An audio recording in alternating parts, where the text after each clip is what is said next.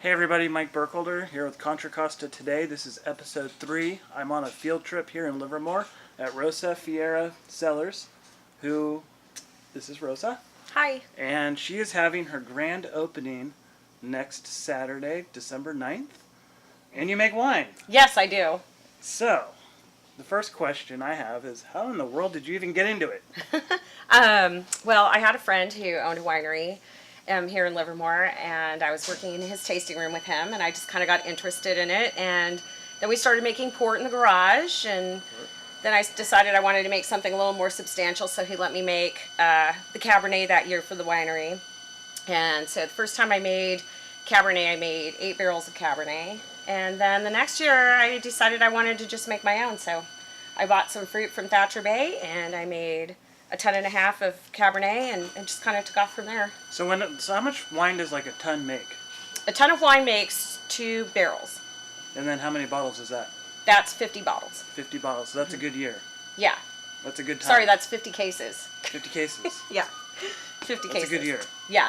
That's a lot of fun. That's a lot of parties. Yeah.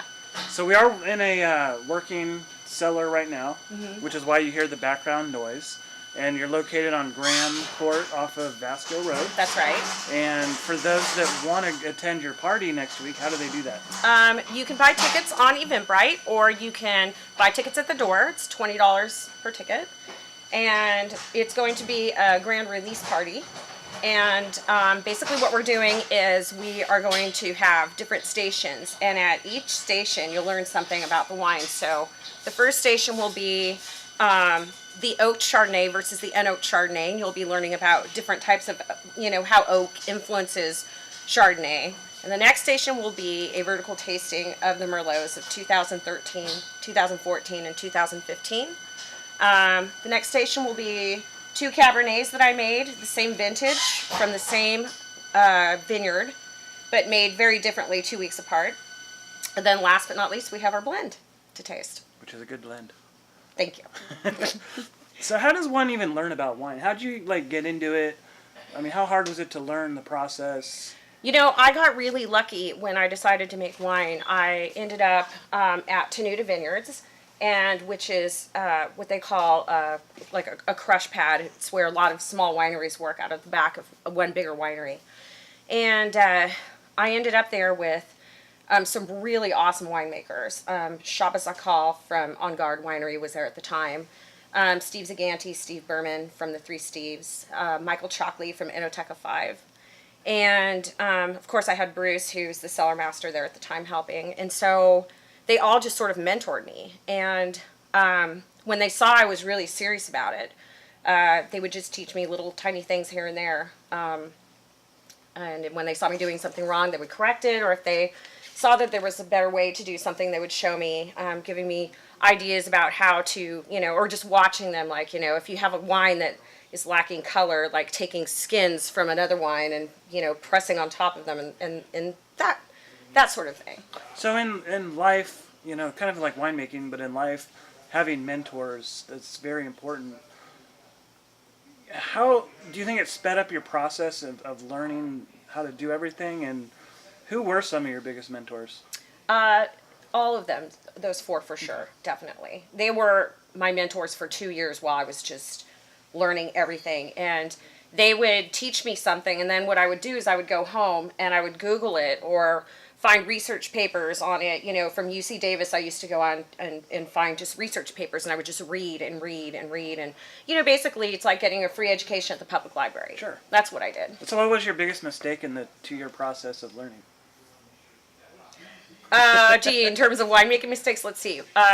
Probably forgetting to close a valve or open a valve while you're pressing, and then wine ends up all over the floor or explodes out of a barrel or something like that. So it's a messy situation. Pretty messy, yeah. It's a messy job. It's about 90% janitorial. Sure. As you can see today, they're doing all the pressing, or they're doing racking today. Racking yes. today. Mm-hmm. And so, contradictory to your biggest mistake, what were some of the biggest challenges you had to overcome, and how did you get over it and get through it?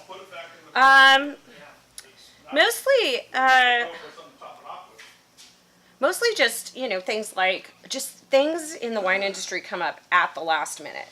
And you have no control over Mother Nature. And you have no control over, whether you can prepare as much as you can, but it just doesn't always work that way.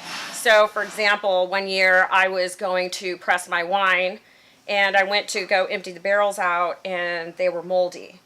And I couldn't put the wine in them. So then I had to scramble and find, 4 barrels that I could buy from someone at the very last minute. I had about 2 hours. Ooh. So, yeah, it's those kinds of problems come up a lot. So 2 hours for months just to sit there? Yeah, yeah.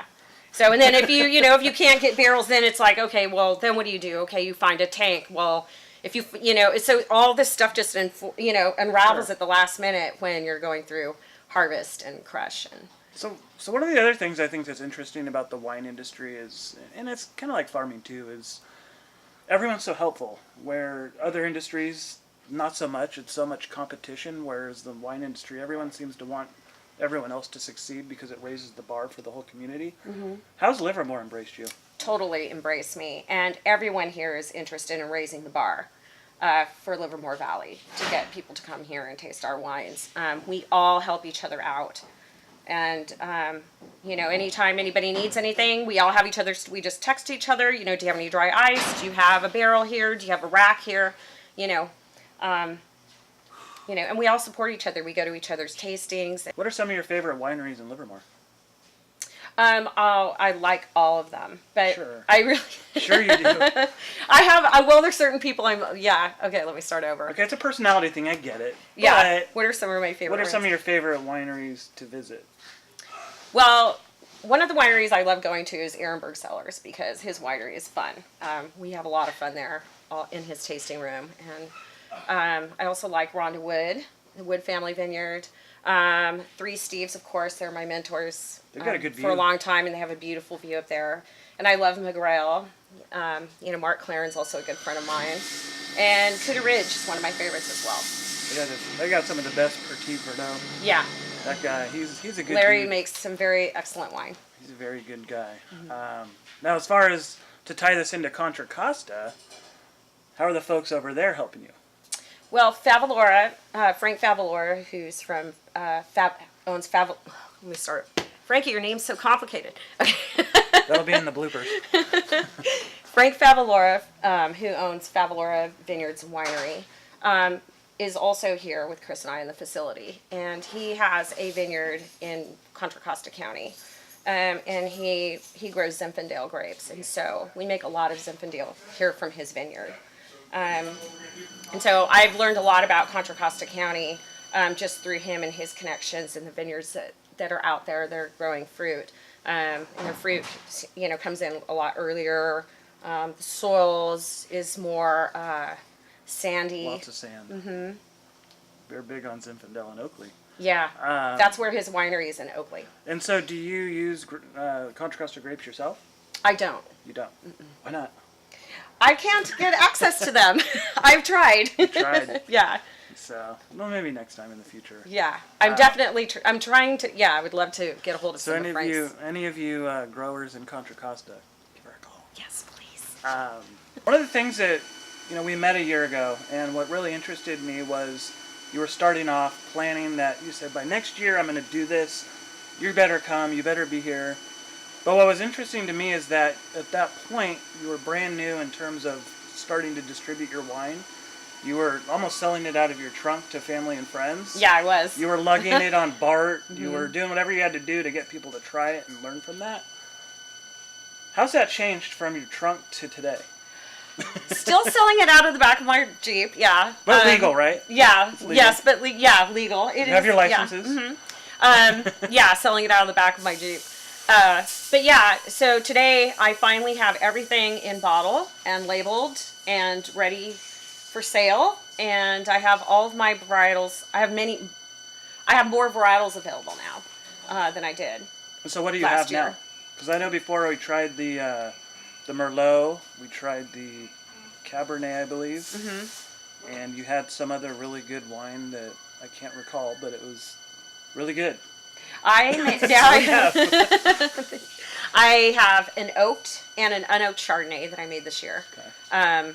And I have also Merlot from Carneros in Napa County.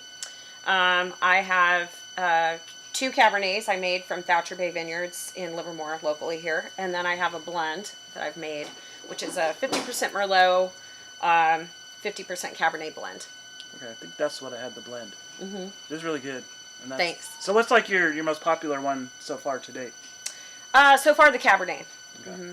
But this year, the Quattro blend is taking over. Yeah. And so what's in that, and what does it taste like? The Quattro blend it's normally four wines, so it has 2 different Cabernets in it.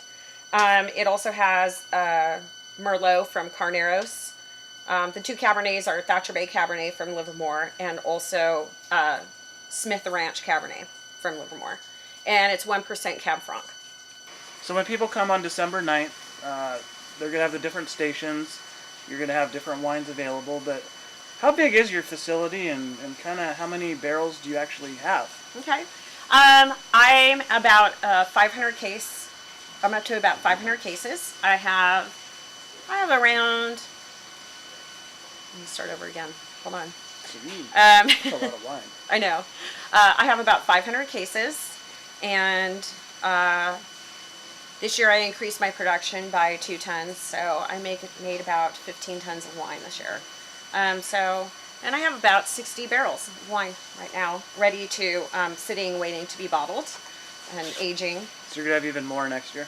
Yes, I'll have more next year. And next year I'm actually adding a lot more varietals. So this year I just have Cabernet, Merlot, Chardonnay, and my blend. Next year I'll be adding Primitivo and Zinfandel and Cabernet Franc. So I'll have 3 more varietals next year. So do you have your own wine club yet established?